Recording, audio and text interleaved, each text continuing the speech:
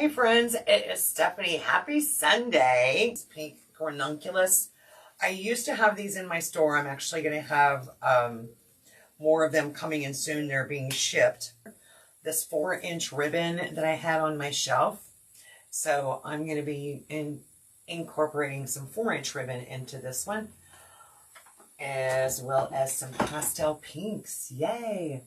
Yay, yay, yay. Depending on where you get your grapevines, which you can get these at Hobby Lobby. I don't think, does Michael still carry grapevine? I know Hobby Lobby does. We have some local stores too that we can get grapevines from. So usually, Joanne Fabrics also carries them. I usually have them in my store, but I'm currently out. But let's just say you paid $9 for the base. You're not buying any mesh, so that's out. And it really depends on what florals and greenery you put in it. Like, I use ficus a lot because ficus is a low cost filler bush. This fern bush that I use a lot is not very expensive. Any of your filler bushes. So most of my money goes to the bold colors. And then, as you can see, these are all partial. So I don't necessarily use a whole bush on a design. So I'll use cuts off of this. Here's some more fern, some eucalyptus that I've used on other projects. So it doesn't, to me, it is not, I don't spend as much money on a grapevine wreath as I do a mesh wreath. All right, so I'm just kind of laying out some color in here with this variegated ficus and kind of getting a base layer.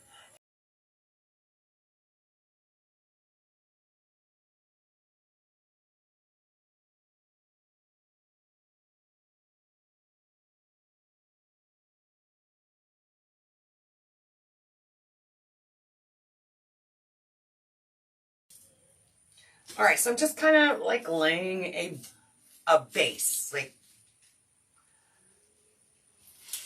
literally, and it's kind of sparse, like I'm keeping them separated so that it's not all crowded together, and it kind of gives me an outline for my design. And as I said, I may end up going on that side of the table, grabbing a few other things, but I'm just going to continue on. So now I'm going to take some of this fern, which is, especially for spring, this reminds me of like carrot tops almost, but it is a nice spring color of fern. So I'm going to be using that in here and use to kind of fill in my base. And you'll also notice that I'm not staying directly in line, don't you go anywhere, with the grapevine. So I'm kind of going, making it spread out side of the grapevine, which gives it that facade that it's bigger than what it really is. And sometimes bigger is better. That's for sure. And I also like to use different species of fern. Is that right? Look, I'm not a plant expert. Like I've got a couple of different types of fern here. This one is also a piece left over from other projects that I've done in the past.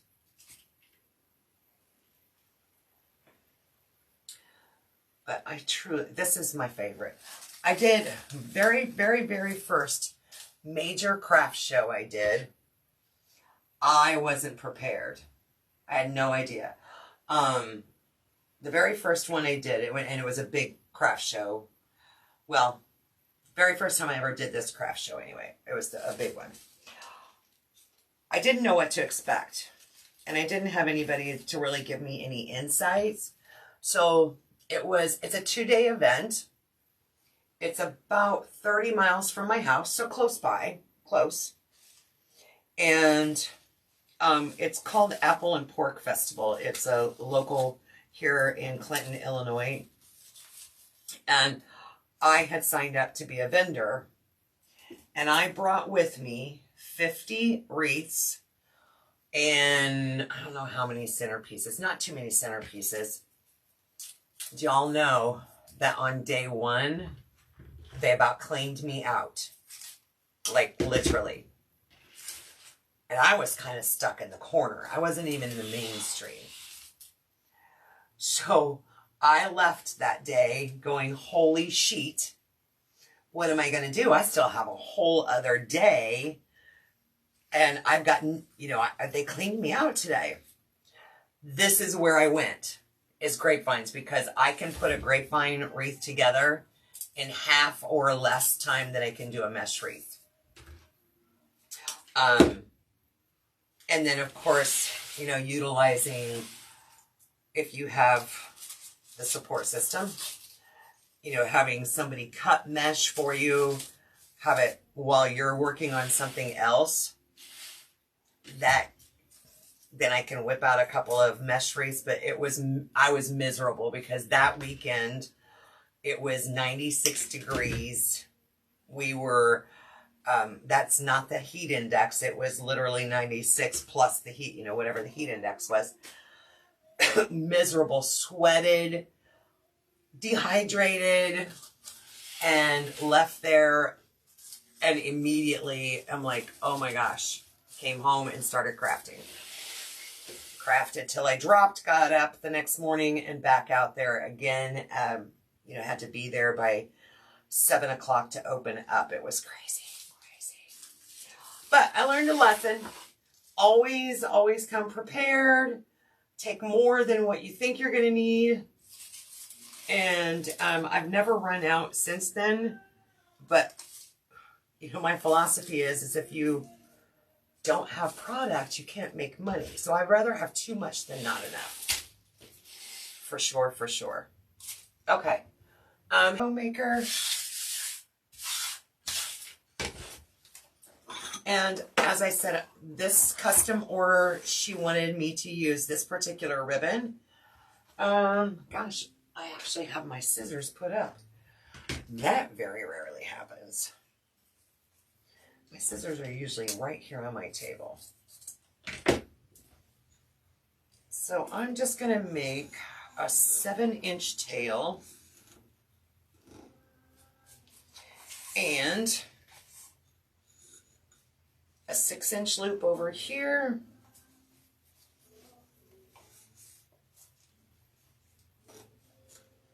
And a 6-inch loop over here.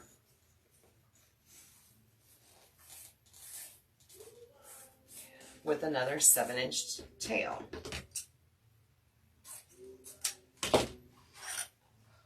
One beautiful thing about using 4-inch ribbon, you don't need a whole lot of it. Let me dovetail this one. So I just made like a simple bow, and then I'm going to take some of this pink irregular stripe 2.5-inch ribbon, and I'm just going to cut a couple of strips. I'm actually not going to make loops out of it. I'm going to cut a couple strips, dovetail the ends,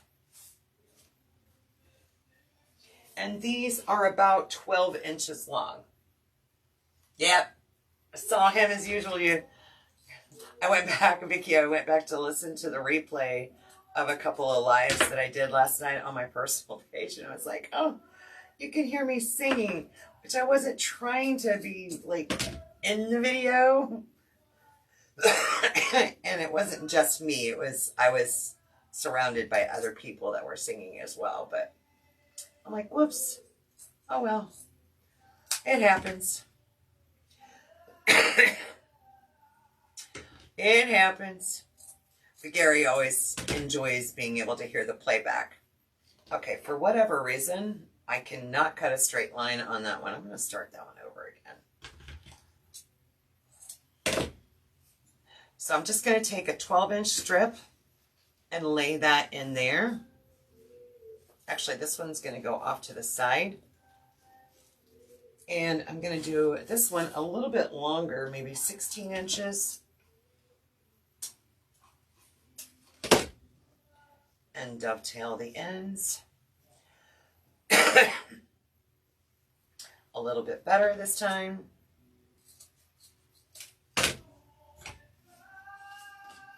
And this one is going to face down. I probably will trim that off just a little bit because I don't want it overlapping the tails on the first bow. Then I'm going to take this pale pink railroad stripe or stripe ribbon. Add some more to this.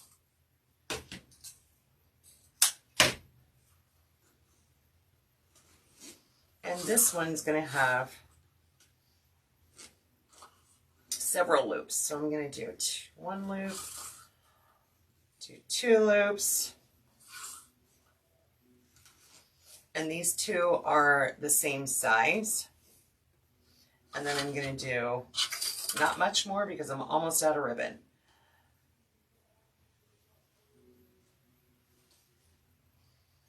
Let's do, well, I may not be able to. I didn't realize that ribbon was that long. We're going to do 2 loops. That's what we'll do. So I've got a tail there. We'll cut that into a tail, and then we've got 2 loops on each side. Something different, a little bit different. But I liked the pale pink next to that kind of beige tan color 4-inch ribbon. By the way, I get to buy 3 more rolls of ribbon, right? I emptied a roll. All right. Yeah, when I used to do custom orders more often, I always got super nervous. And that was one of the reasons I kind of stepped away from doing custom orders, because it's like, what if I would do all this work and the customer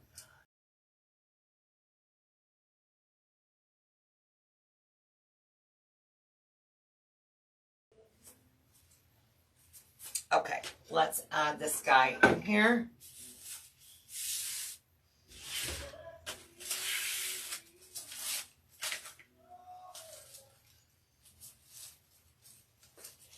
And one thing I like about using the floral wire is it usually goes through the grapevine super easy.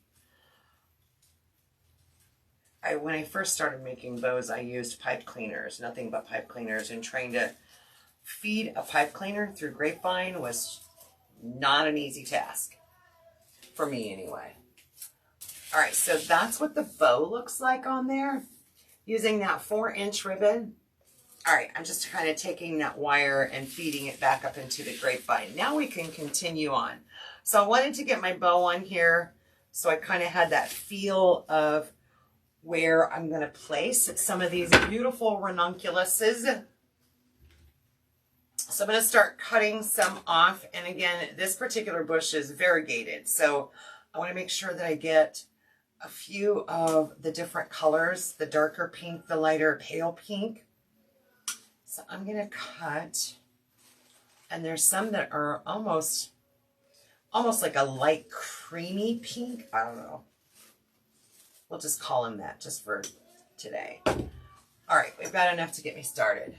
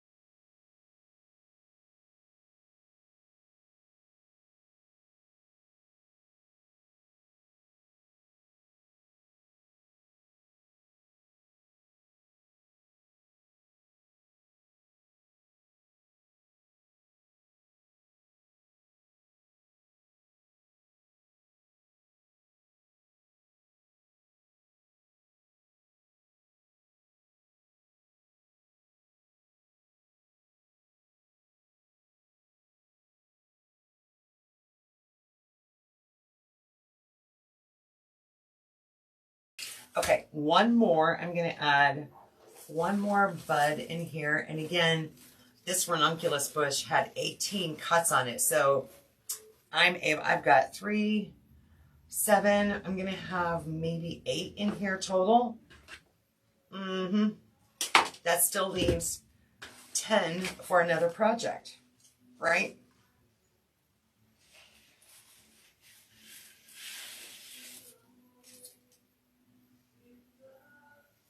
As soon as I get rid of some glue string there.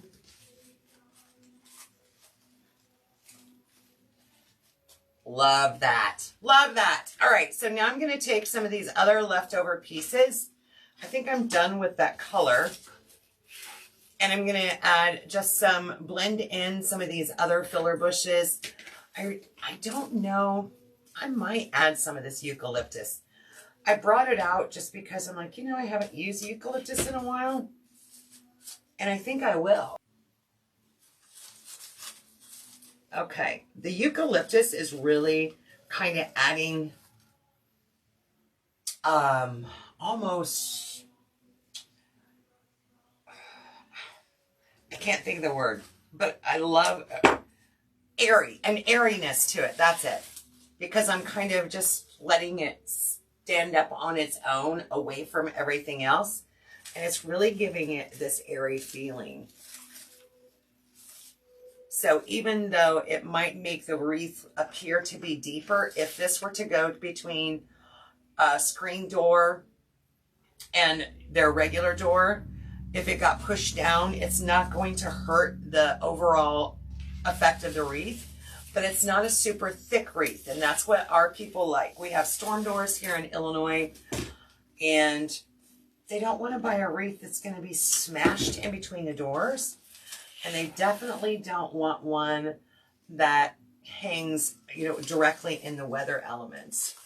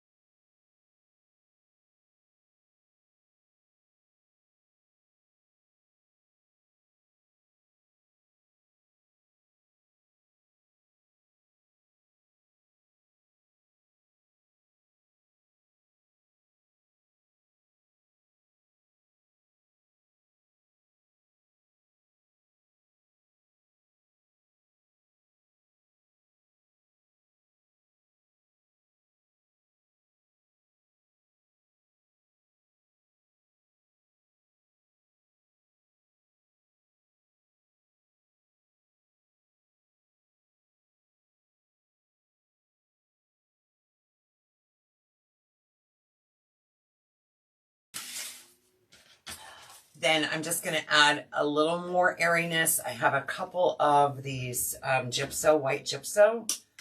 Again, you know, one filler bush can be used across different products. And the ranunculus bush actually had some white gypso already in it. So it's just going to be like an extension from what is already in the wreath itself. So I see a little white here, a little white here. So I'm going to tuck a little behind this ranunculus.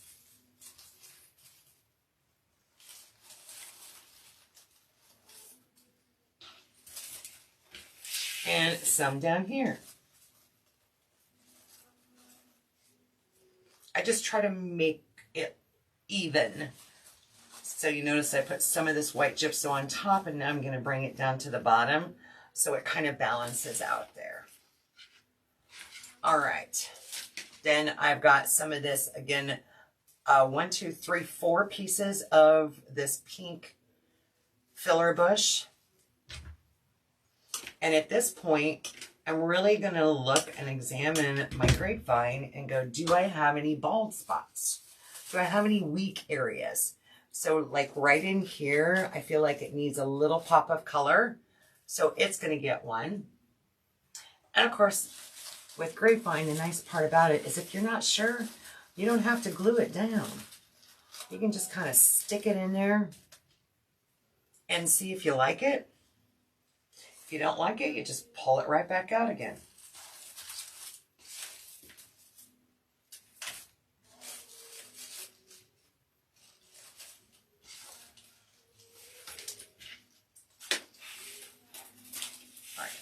come around here.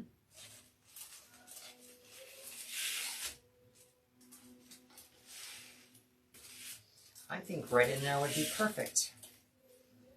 So a little bit behind my bow, right next to this eucalyptus.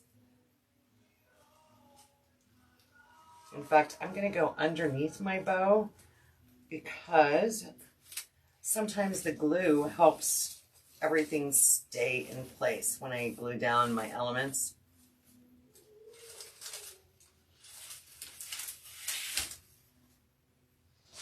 Now, just like I do with my mesh wreaths, my grapevines are no different. I get the final feel for it when I hang it up.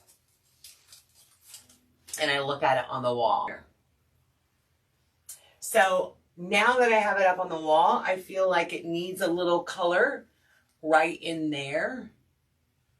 And that's really the only spot that I see. So I'm going to take one more of these Ranunculus in the darker pink, and we're going to give it a little pop of color right back in here. All right, guys. Well, hey, thanks for hanging out. I hope my customer enjoys her wreath, and I will see you tomorrow for Make It Monday. I think I'm doing a new wreath kit tomorrow. So have a great rest of your Sunday. Thanks for hanging out with me, and hopefully see you tomorrow night.